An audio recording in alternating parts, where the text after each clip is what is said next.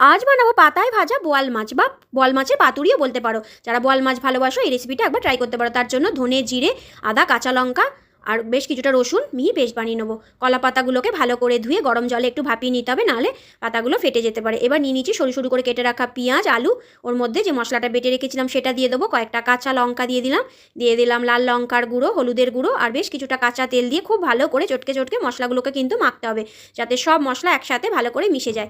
এবার বোয়াল মাছটাকেও মশলার সাথে খুব ভালো করে মেখে নেবো। এবার যে তাওয়ার মধ্যে বানাবো সেই তাওয়ার মধ্যে একটু তেল ব্রাশ করে নিয়েছি। এবার দুটো কলা পাতা বিছিয়ে দিয়ে মাছগুলোকে দিয়ে ওপর থেকে সব মশলা খুব ভালো করে দিয়ে দেবো। এবার ওপর থেকে আরও দুটো কলা পাতা খুব ভালো করে মুড়িয়ে একটা ঢাকনা চাপা দিয়ে এটাকে গ্যাসের দমে প্রথমে 10 মিনিট হাই ফ্লেমে, তারপর 5 মিনিট গ্যাসের ফ্লেমটাকে কমিয়ে প্রথমে এক পিঠটা করে নেবো।